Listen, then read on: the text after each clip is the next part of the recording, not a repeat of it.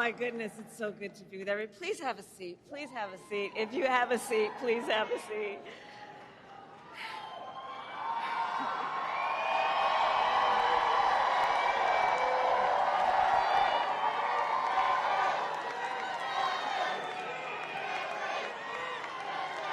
It is good to be in the House of Labor.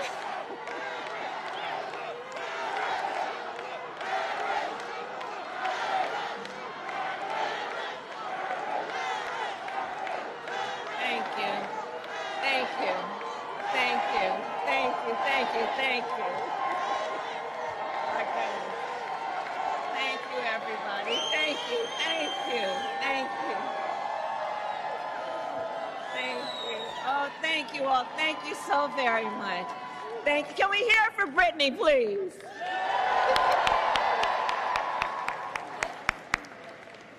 Thank you all. It's so wonderful to be back with everyone here. Thank you. That means so much more than I can say. Randy, thank you for your friendship, your long-standing friendship. As we all know, Randy is a force, and she has been an incredible friend and an advisor to the President and me. And I want to thank you on behalf of the President and me and our country for all that you are.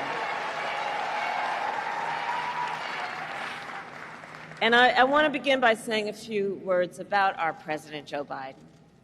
You know, right? Yeah. So last night, our President addressed the nation, and he showed once again what true leadership looks like. He really did. His words were poignant. You know, I'll speak in a moment about the importance of reminding people of history, teaching America's true history. He thinks and talks about his work and our country, understanding what it means in terms of what we do now and how that will impact the future. He thinks about our history in the context of the importance of the work we do now. In the past 3.5 years and over his entire career, Joe has led with grace and strength and bold vision and deep compassion. And as he said, that's right. And as he said, in the next 6 months, he will continue to fight for the American people, and I know we are all deeply, deeply grateful for his continued service to our nation. Thank you. Thank you. And to the members of AFT, I thank you for your service to our nation.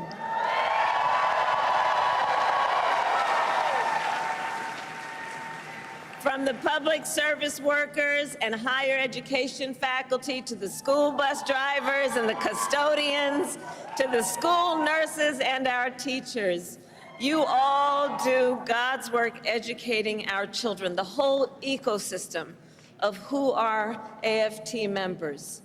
It is you who have taken on the most noble of work, which is to concern yourself with the well-being of the children of America. And I thank you for that. I thank you for that.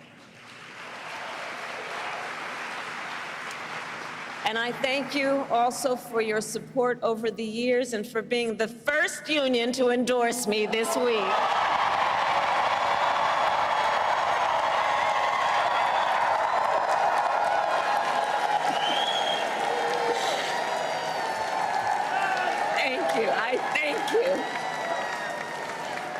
Thank you. And as you may know, I am a proud product of public education. Many of you know that my first grade teacher, Mrs. Frances Wilson, God rest her soul, taught me and educated me and encouraged me and inspired me. And years later, when I walked across the stage to receive my law school diploma, Mrs. Frances Wilson was in the audience. Yeah. And that's who you are. I know who you are. I know who you are. This work is personal, and it is professional, and it is so critically important. And so it is because of Mrs. Wilson and so many teachers like her that I stand before you as Vice President of the United States of America. And that I am running to become President of the United States of America.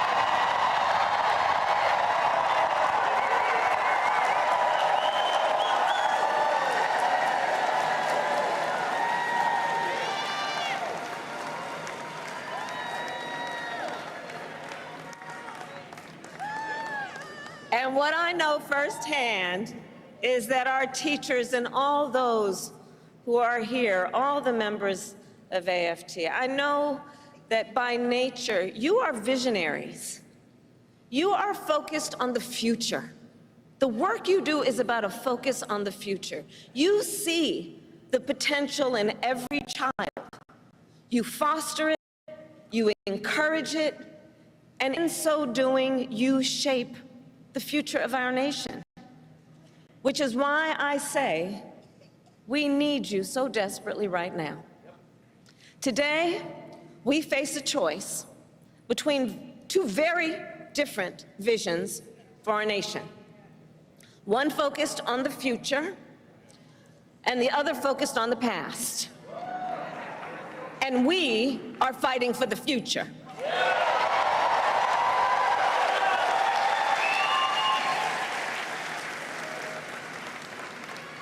And in our vision of the future, we see a place where every person has the opportunity not just to get by, but to get ahead. A future where no child has to grow up in poverty, where every senior can retire with dignity, and where every worker has the freedom to join a union.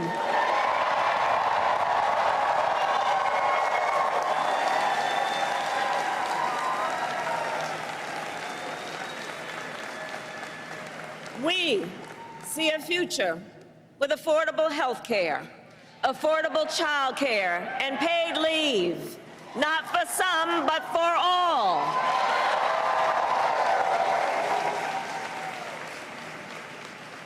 We see a future where every student has the support and the resources they need to thrive, and a future where no teacher has to struggle with the burden of student loan debt.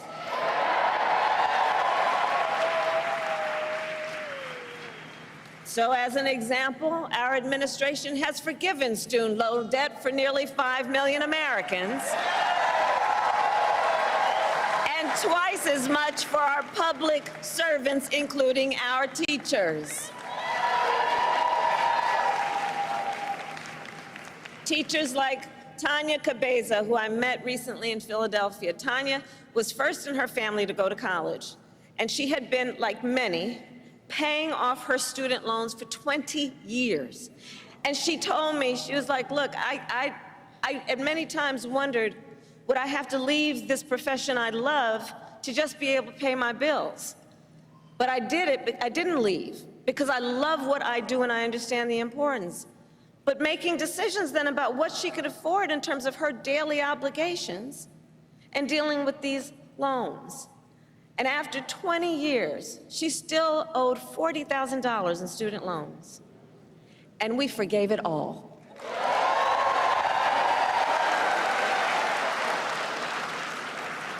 When she learned, she told me, she said when she learned that her loans had been forgiven, she said, well, me and my children knew our lives had changed, and we were just dancing. So there we go. But we are clear-eyed. As we work to build a brighter future and to move our nation forward, there are those who are really trying to take us backward. And you, I'm sure, have seen their agenda, Project 2025. Randy, can you believe they put that thing in writing?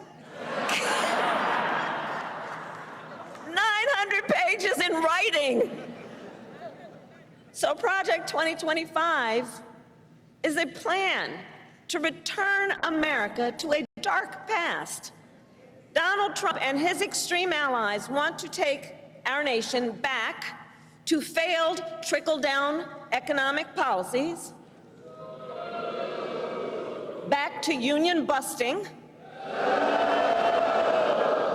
to tax breaks for billionaires. Donald Trump and his allies want to cut Medicare and Social Security, to stop student loan forgiveness for teachers and other public servants. And I say to AFT, they even want to eliminate the Department of Education and end Head Start, which of course would take away preschool from hundreds of thousands of our children. He intends to give tax breaks to billionaires and big corporations and make working families foot the bill. And he intends to end the Affordable Care Act.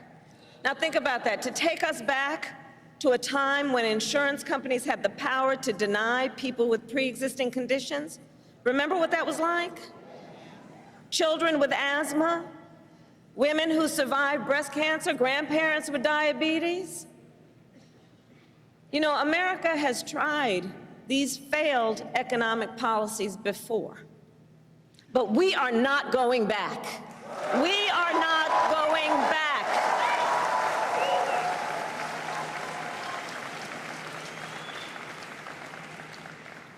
No, we will move forward.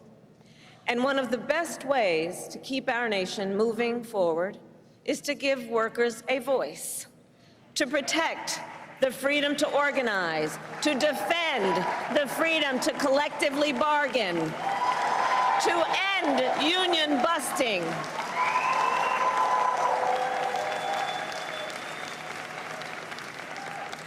As head of the White House Labor Task Force, I have led our work to eliminate barriers to organizing in both public and private sectors, including for teachers. But there is more that we must do. President Joe Biden and I promised to sign the PRO Act into law, and I promise you I will keep that promise.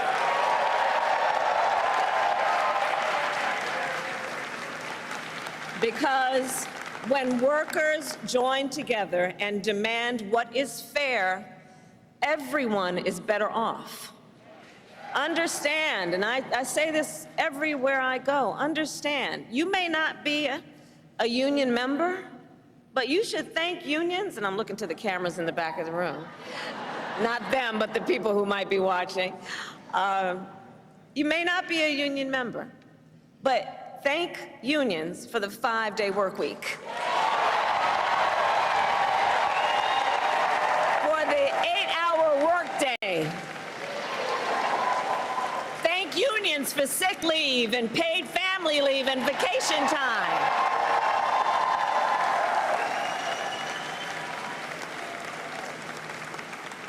Because the fact is, unions helped build America's middle class. And when unions are strong, America is strong.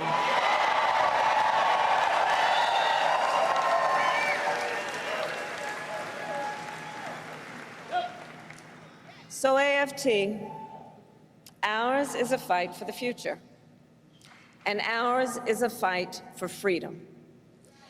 In this moment across our nation, we witness a full-on attack on hard-won, hard-fought freedoms. While you teach students about democracy and representative government, extremists attack the sacred freedom to vote.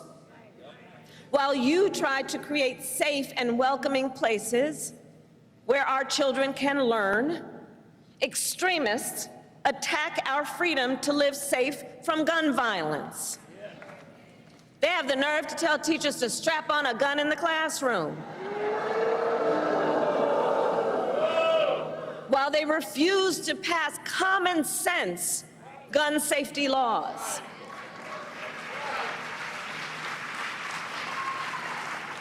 And while you teach students about our nation's past, these extremists attack the freedom to learn and acknowledge our nation's true and full history, including book bans.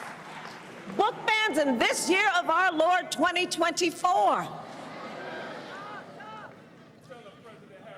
And on these last two issues, just think about it. So we want to ban assault weapons, and they want to ban books. Can you imagine? All the while, these extremists also attack the freedom to love who you love openly and with pride.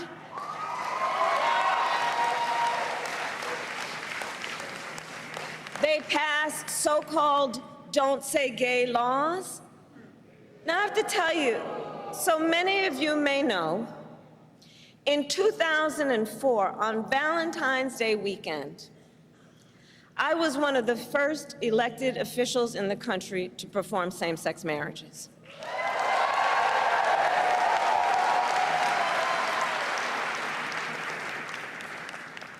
So here's the thing. It pains me so to think 20 years later that there are some young teachers in their 20s who are afraid to put up a photograph of themselves and their partner for fear they could lose their job. And what is their job? The most noble of work, teaching other people's children. And God knows we don't pay you enough as it is.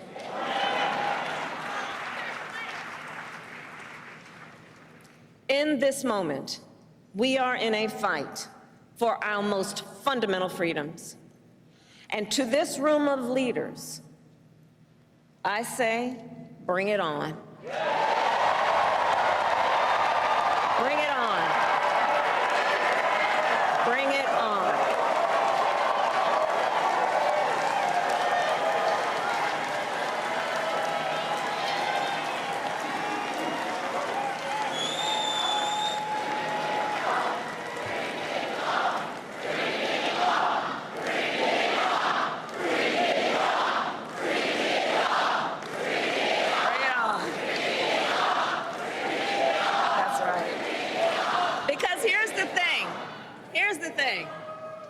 Here's the thing. We believe in our country. We believe in its promise of freedom. And the American people believe in the promise of freedom. So we are in the fight.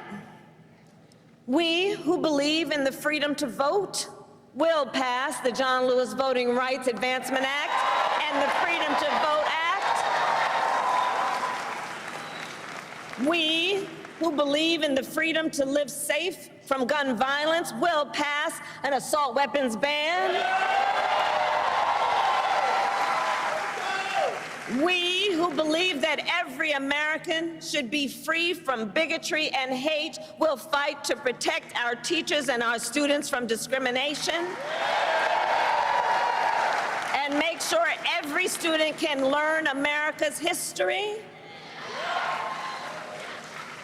And we who believe in reproductive freedom will restore the freedom of a woman to make decisions about her own body and not have her government telling her what to do.